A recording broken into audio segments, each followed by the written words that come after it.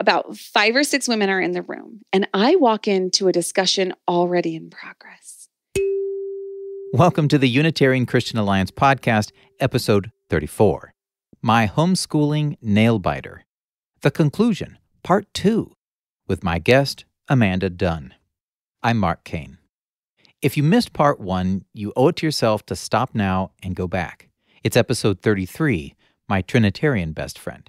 Oh, and if you can stand to hold off on this episode even longer, and I would understand entirely if you can't wait another moment, and in fact are already irritated that I'm still talking, you might want to check out episode 6, Working at the Colson Center with Anna Brown. That was a rip-roaringly fun good time. It comes up in this episode, but honestly, you can catch up on it later. Let's just say that Anna and Amanda will likely have a good talk one day. Nail biting is biting on one's fingernails. It's sometimes done when a person is in a state of tension or anxiety. It can be a sign of nervousness. A nail biter is a situation in which that tension is present. Such is the case today. This story wasn't just a nail biter for Amanda. It was for me, just listening. Today we're going to go a different direction, somewhat different. I mean, it's still in the same theological awkwardness direction. But oh, I have lots of theological awkwardness, Mark. Yeah, yes. Well, I'm just terribly excited to hear it. So, when does this story pick up? Okay. When we moved back to Idaho Falls, I had been homeschooling my kids for the most part. I reached out to a local group called Classical Conversations. Mm-hmm. They're international, but they have like local chapters. And we got involved. The first year, it was just one of my sons. And then the next year, all my kids were involved at Classical Conversations. And it's kind of a parent cooperative. We're all studying a lot of the same material. It's a classical format. And certain parents volunteer to be the teachers. And those people are my favorite people because I don't want to be the teacher. It's a lot of work.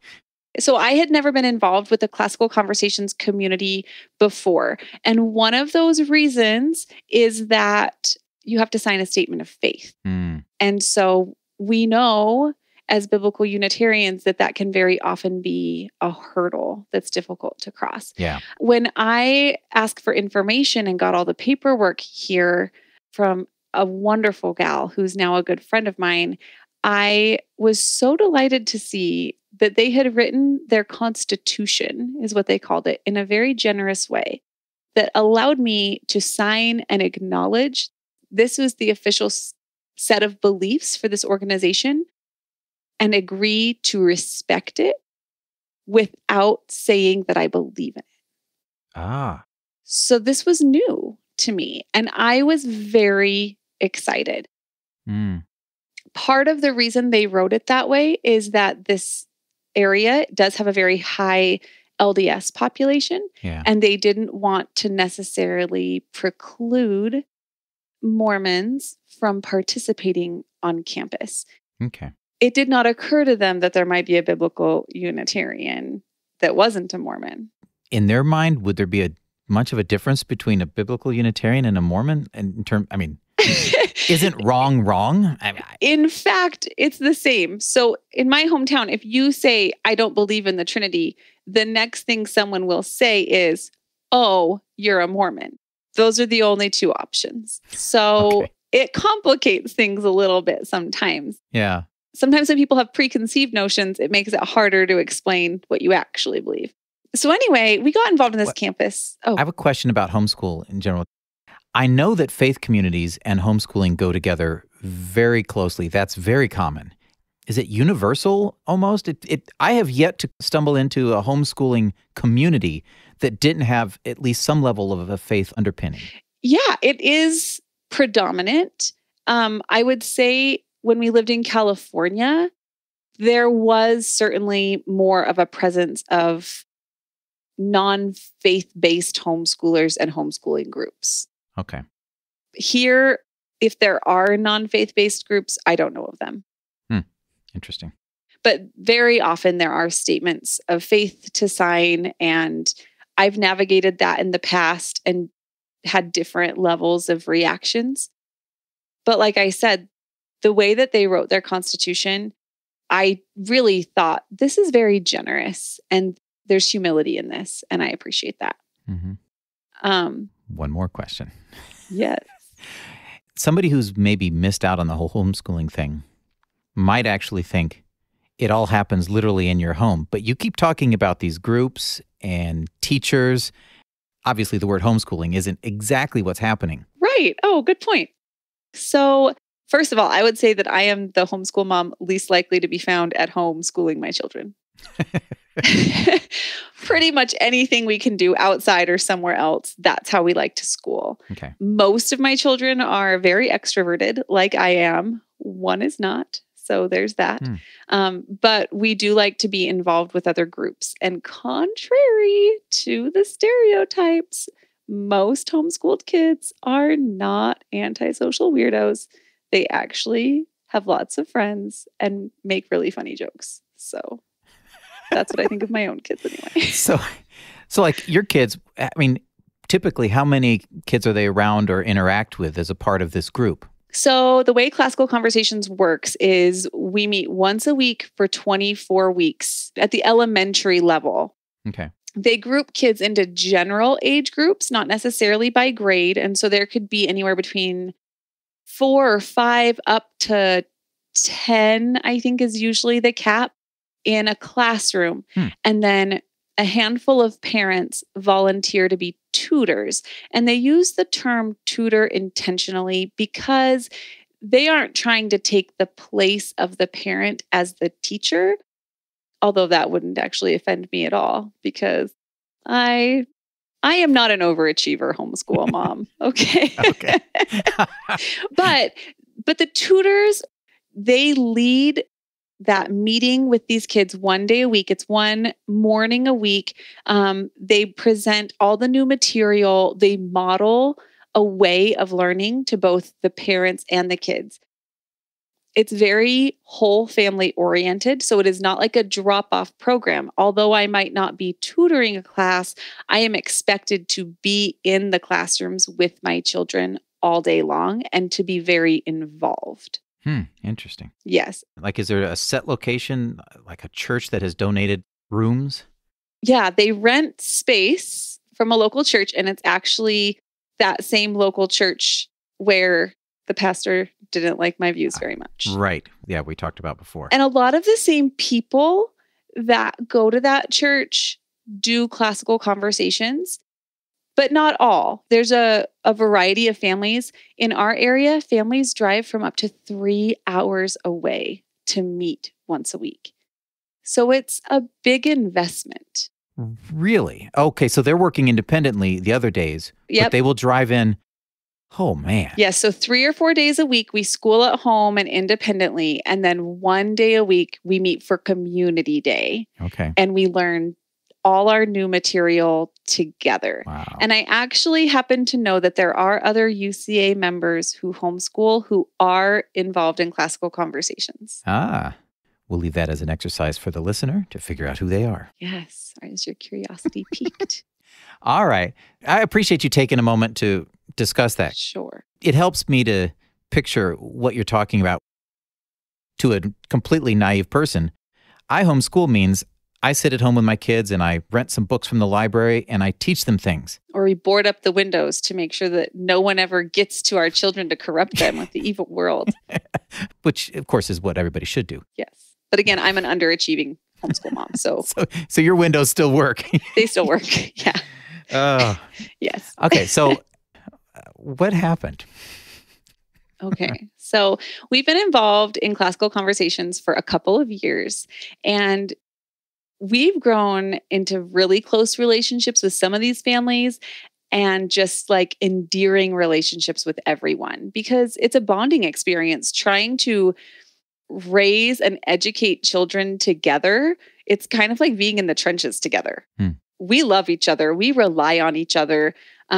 Just last year, one of the only homeschool dads that's involved in our community, came and found me and another mom holding a son of mine and a son of hers by their hands. And he's like, we had a fist fight. So everyone's so involved and so kind and not judgy. And it's so wonderful. Wow. Okay. So we've been involved for a couple years now. And I have been a very willing tutor assistant volunteer in that time. I have not offered to tutor. And I would say that our community is small enough that there's sort of an expectation that if you've been in a couple years, really, it's probably time to step up and offer to be a tutor. You called yourself a tutor assistant?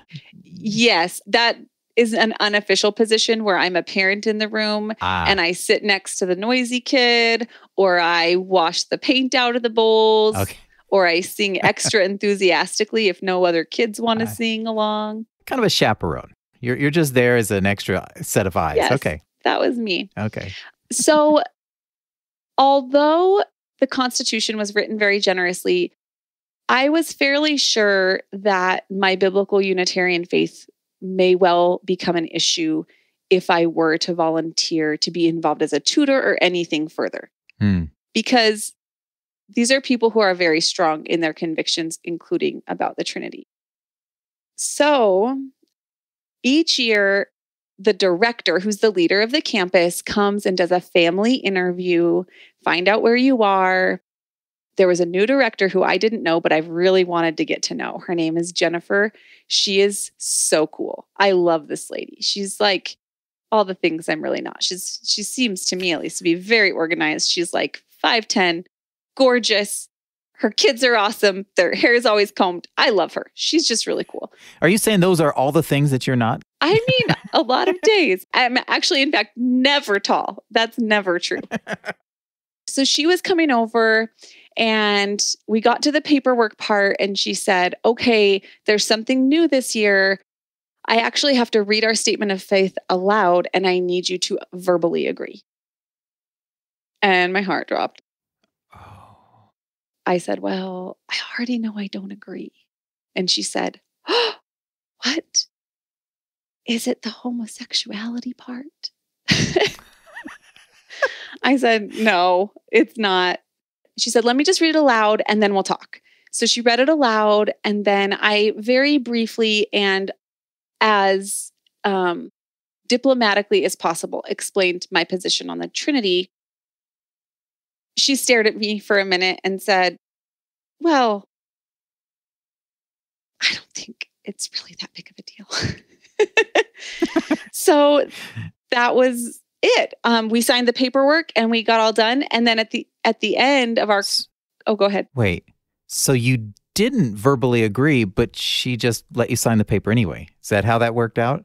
Here's what I would say. I think that after I ventured into explaining, I mean, in 2 sentences or less, what I believe, she thought, the Trinity is full of complicated words that none of us understand.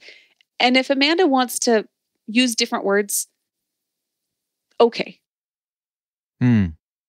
She did tell me that our family is valued in the community and they really want us to be a part of it.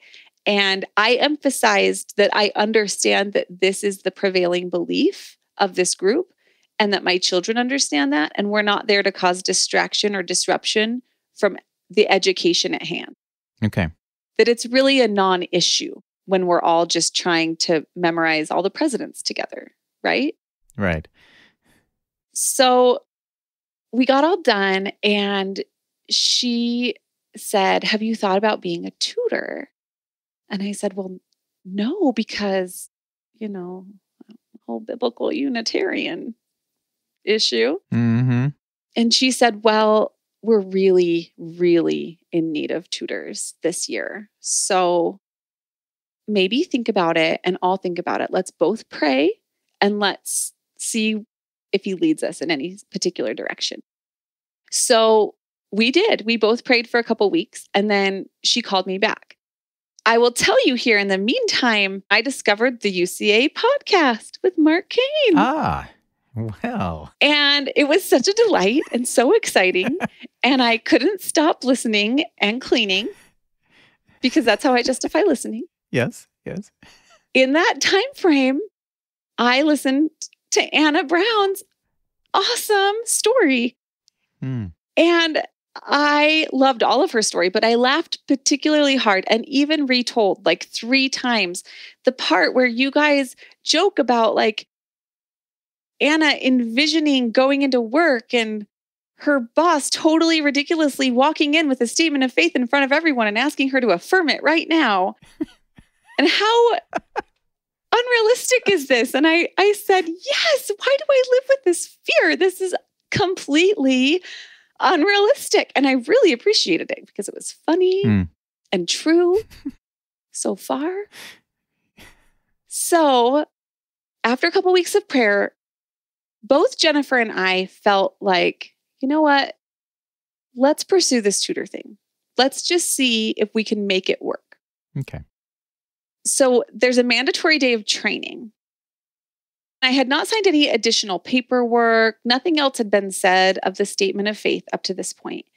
I show up to training that day, and it was a sad day for me. I was in the process of losing my dog, who was like my best friend. And it was just, I was emotionally very fragile. I wanted to like wear a shirt. Do you ever want to wear a shirt that's like, I'm very fragile today? Probably my husband would like it if I would wear that. And then he would know like, oh, right. Oh, don't make a funny joke today. She won't think it's funny. I just felt a little beat up, and it had just been a long process. Everything's okay, but I'm sad. I'm feeling easily breakable. So I go to training, and the morning is spent as a large group discussing several things. And one of the things that was discussed was, what is humility functionally in community? What does humility look like? okay. And there was some back and forth, and I thought about it for a while and eventually shared, well, I think that what God is teaching me is that humility is understanding that I am a very valuable piece of a much greater whole. And so maybe I need to spend a lot more time asking what I can give to that whole than what that whole can give to me. The leader of the discussion was like, I love this, which prompted several of the women to be like, you know what? We just want to say to you that we were praying that you would decide to tutor because we look at your family and their faith and we just see such a sincere Christian walk and we just love you and respect you, which was really kind. But I'm also like, but you don't know the whole truth. Yeah. So after lunch, we break and we come back, and my good friend Kim is leading a smaller training. Okay. Before the training starts formally, about 5 or 6 women are in the room, and I walk into a discussion already in progress. I sit down and I hear a lady say from across the table, well, yes, she was going to be a part of our campus and she was going to be a tutor. But in the end, she didn't agree to the statement of faith. So she couldn't be a tutor. And then she didn't want to be a part of our campus. And I'm like, uh-oh. So I look at my friend Kim, who kind of knows. She doesn't know the whole story, but she knows there's something for me here. Yeah. And I say, I thought the Constitution just says that you accept it and that you can respect it. And she pats my hand and she says, yes, it does. Shh. So Kim is talking you down. Kim's like, please don't say anything. My friend Jennifer, the director, looks over at me, kind of like also starting to panic. Oh. I take a breath and I think, okay, these women that are speaking aren't the leaders, so I'll just let this conversation finish out. But it progresses, and pretty soon this person says, well, here's the thing. That woman didn't even believe that hell is a real place. And if she doesn't believe the Bible's truth about hell, that's not even something important like the Trinity. If she can't even believe the Bible about something like hell, I do not want her teaching my children. And several women agree. Oh. And Mark, my heart stops. Like, this is the moment that you and Anna told me would never happen. Oh, no. I'm so sorry. And I hold you personally responsible. I just want you to know. Okay. Well, just a second. I'm texting Anna right now. Anna, you blew it. Oh, for a moment, I didn't know what to do. And I just want to emphasize, these aren't women that, like, I don't know. This isn't a conference. This isn't just a large population at church. These are the women who I have toiled alongside. I really care about them. Our kids play together. We have sleepovers. This is a big deal. Yeah. And up to this point, I mean, sometimes I thought, when I navigate these things, is it wrong of me not to be like bold and outright at all times? But this isn't a matter of that anymore. This is a matter of, if I say nothing now, I'm a liar.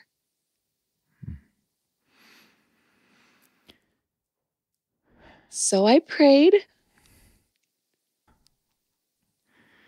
And as quietly as I could to Jennifer, I said, "Hey, Jennifer, I think we have to talk." And she is mortified.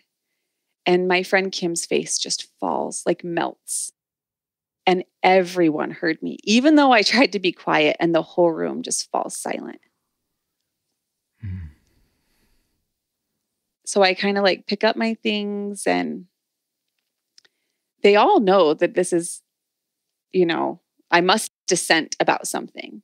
And I look at them and I said something like, "I'm sure everything will work out, and I just want you guys to know that I love you." And we walk out of the room and we go into another classroom.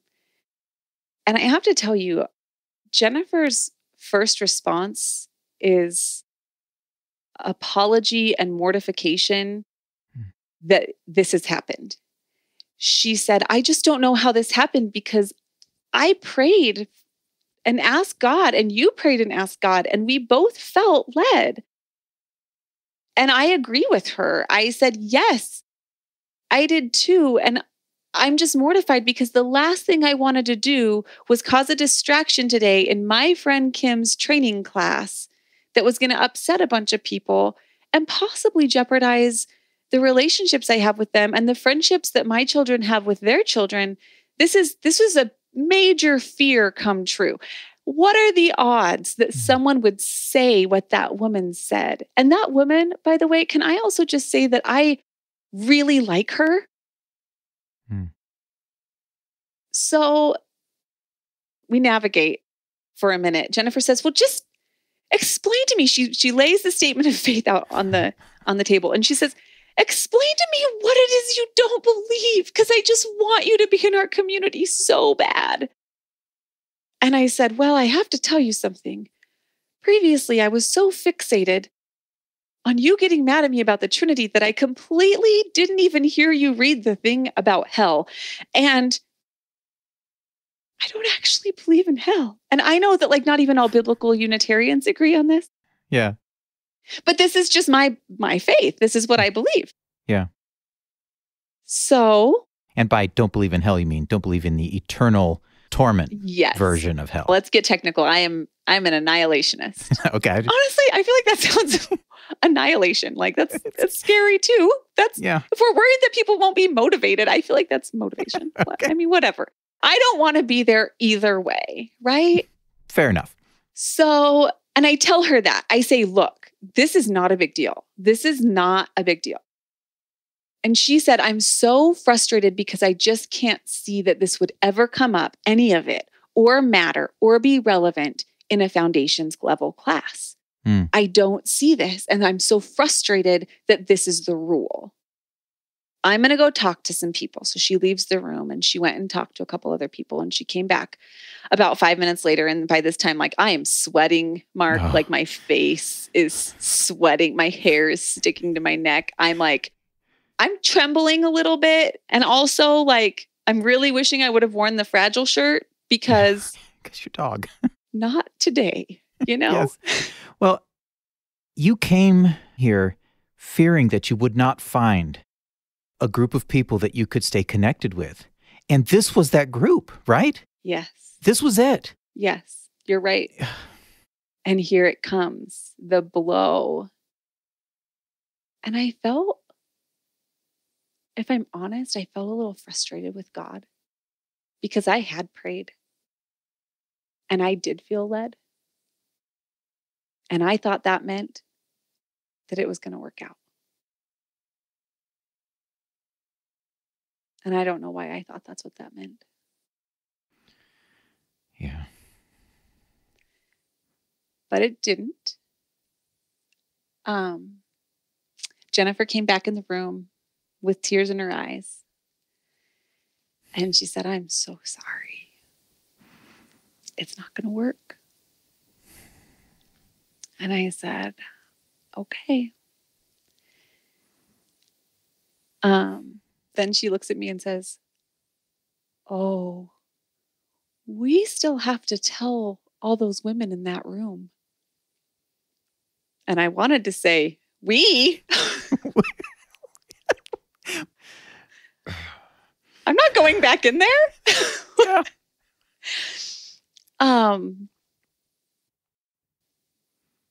But actually I had forgotten my water bottle in there. My mouth was really dry, so I had to go back. Yeah.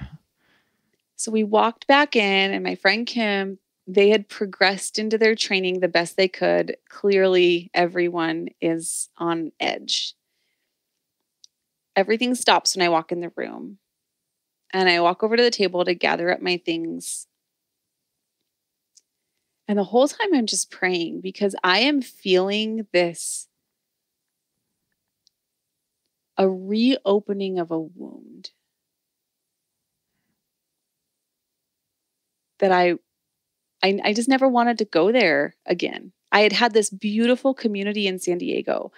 I kind of felt like we could have stayed there and this would not have happened. And why is this happening? Why am I doing this again? Mm. And I genuinely believe that God gave me the words because the words that came out of my mouth were not what I wanted to say.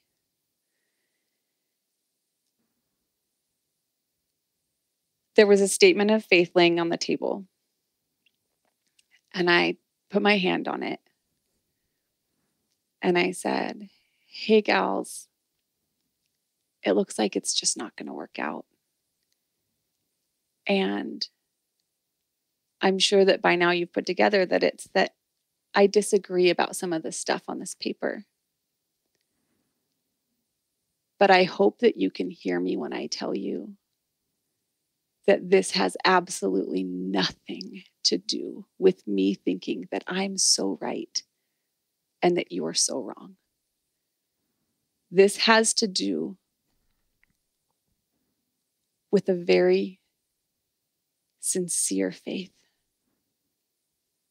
and a love for you that compels me to be honest about it.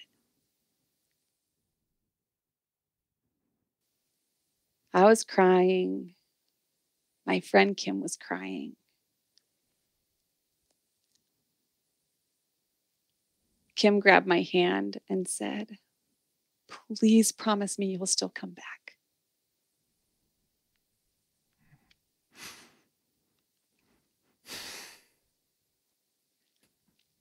I was waiting to be cast out. I was waiting for them to yell heretic. I was waiting for that. And her first response was, please still be in our community. And that's not something that I believed was possible here. The next person to speak was the woman who had made the statement. Oh. And she said, Amanda, what you just said and did is one of the greatest examples of humility I've ever seen in my life.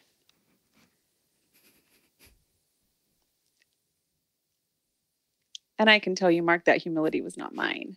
That's not what I wanted to say. Yeah.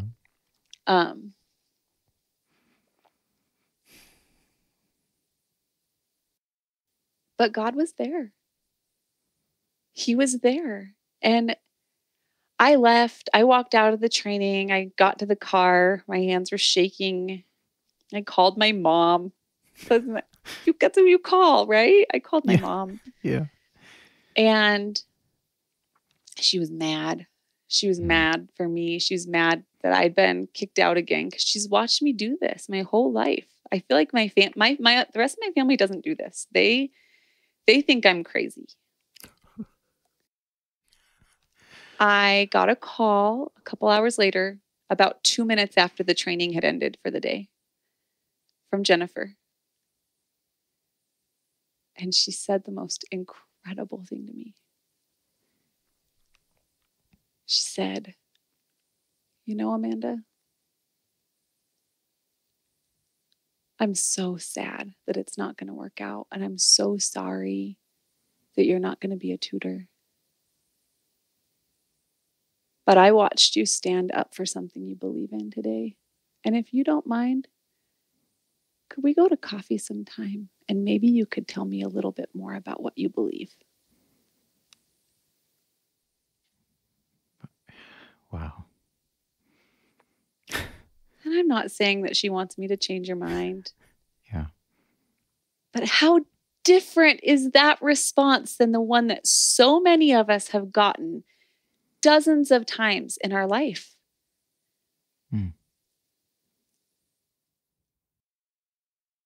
In the next couple of days, a couple other people reached out and said the same thing. Oh, man. My mind is blown because, you know, I told you before in our previous discussion that I was going to let people know how wrong they were and how right I was. Yeah. And look how God works. So that's the story. And I hold you and Anna personally responsible for all of the sweat and all of the sticky hair. But I'm also super thankful because I don't know if I hadn't had that boost and if I hadn't had this infusion of listening to the stories, not just of Unitarians who'd grown up in that faith, but also of Hildy and other people who came to this understanding, to learn to see them as Hildy was a sincere and wonderful woman and lover of the Word of God before she ever became a biblical Unitarian. Yeah. And I needed to understand that deeper. What is the status with this group then? Can you even be a mom chaperone? Yes. I will retain my unpaid position as rotating mom volunteer. Okay. Which I am very excited about. That was more up your alley. It was more up my alley. I make a good cheerleader, I feel like. I love to be like, you've got this. Yeah. I believe in you. I'll go wash the watercolors. I do that well. Good. Yeah. So that's it. And our status is that we're still going to participate in the community this year. Mm-hmm. So. Well, that desire to be a part of a group. That's what we are as humans. If we don't have fellowship, we deteriorate internally. Yes. And I didn't know the end of this story when we started our conversation today. I was afraid that you were now back alone again. I was afraid too, in the moment. Yeah. But God is showing me that the past is not the future, and that mine is not the only heart he's working in.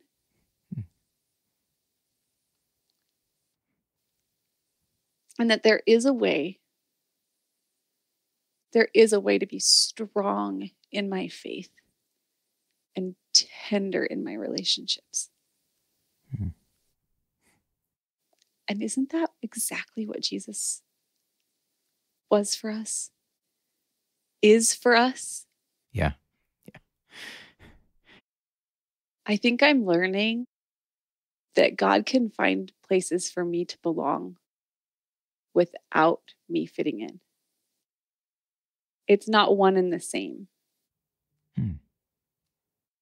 Does that make sense? Like, we want to think like we're like all these round pegs that need to be put into the hole, but we're really like puzzle pieces with rough and jagged and random edges, but we do fit together. Hmm. Maybe not where we would choose. If I'm honest, I wouldn't have chosen to be here. Yeah.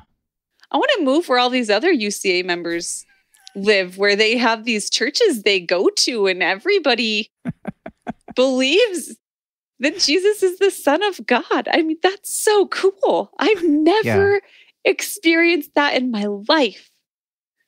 That's super cool. Yeah. But God's worked it out. Yeah. And, thank goodness for technology. I mean, you can connect, and we just did. Yeah. And there are a lot of people now that will feel like they know you before you ever see them. I'm just telling you. It's how this works. And you'll get some hugs. Oh, I would love some hugs. Yeah. What an amazing story. It's about living and trying to cope with this life when you're convicted of something and you can't just shove it to the side in order to be like, well, okay, I just want to have a church fellowship. Yes. There's story upon story of us doing the best we can to manage when the easy solution is chuck it. Like, okay, yeah, I can kind of see your point, and boy, is it nice when I just agree with you and we all get together in fellowship and I can sign all of your statements of faith. Yes. But there's a portion of us who can't do that. And what do we do? Well, sometimes we have to walk out of a homeschooling meeting.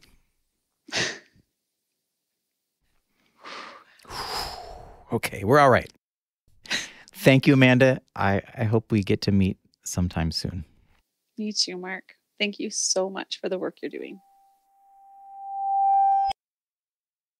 Paul from Georgia writes, Amanda, I enjoyed listening to the interview and hearing your open and honest recounting of your experiences. I'm glad you're discovering that there are more Unitarian unicorns out there to be in community with, even if it's mostly online.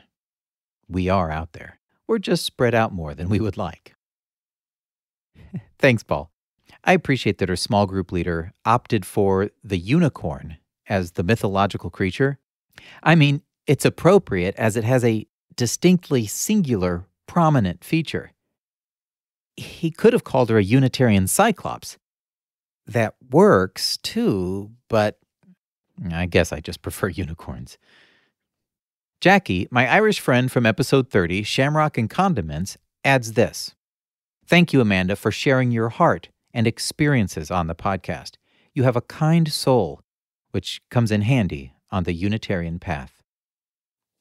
I agree, Jackie. Thanks. So last Wednesday, when part 1 was released, remember I always release Wednesday mornings, I got this text from Amanda regarding the episode and her friend, Corey. It made my whole day. She wrote, like true best friends, unbeknownst to us, we finished listening to the podcast and texted each other at the very same time. Mark, thank you for sharing this story and doing it so well. And thank you for handling the story of our friendship with such care and respect. I sometimes find it amazing that I'm able to do this and that these kinds of things, these connections and blessings, that they happen. It's humbling. Here's what I think. Find what you love to do, then do it for the right reasons, for our loving Creator and for His King.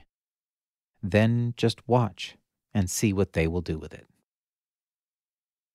I'm looking forward to seeing some of you at the UCA conference October 15 through 17. If you can't make it, I'll miss you. But you can still drop me an email, podcast@UnitarianChristianAlliance.org. Or you can say an encouraging word with your voice. Record yourself and email it to me, or use the record button that's in the notes, or the one that's on the podcast webpage, podcast.UnitarianChristianAlliance.org. Remember to say your first name and where you're from. Your name and your location doth pin your ethereal voice to the map of reality. Thank you? That was Wise-Sounding Man from Anna Brown's episode 6. Anyway, just a note, if you're somewhat new to this, Amanda had mentioned the term biblical Unitarian several times. This is a name used for Unitarian Christians who believe that Jesus began at his birth, and naturally that the Father is the only true God. It's called this mostly to distinguish the view from Unitarian Universalists. I did speak a bit more about biblical Unitarian back in episode 4, Re-Emergence, with Hildy Chandler. So if you hadn't gone through her story yet, it starts in episode 2. It's a 3-part episode. There are other variations of Unitarian Christians out there. The UCA isn't made up of one variety. For another example, see episode 26, Road Trip and Late Night Christology with Eric Miller. If these episodes with Amanda were especially meaningful to you, consider sharing them. Maybe you know someone like Amanda or Anna Brown from episode 6 who had to face the dreaded signing of the statement of faith. Let them know about Amanda's story. And if, hey, that's you are one of the people listening now because someone told you about it, well, tell them thanks. It's great to have you here. So far, after 1 week, there's been no seismic reaction to the God's Death puppet show. If you had been meaning to see it, here's your reminder. I have checked with my mom, and she has other puppets too. Ooh, the possibilities. I know, right? Isn't it amazing? For now, I'm just hoping some traditional apologist takes a stab at it. But I'll admit, it doesn't lend itself to that. I mean, how exactly do you criticize the veracity of a make-believe story? I'm not sure, but I do hope someone figures out a way. Amanda, thank you for pouring out your heart. It was a good kind of nail-biter.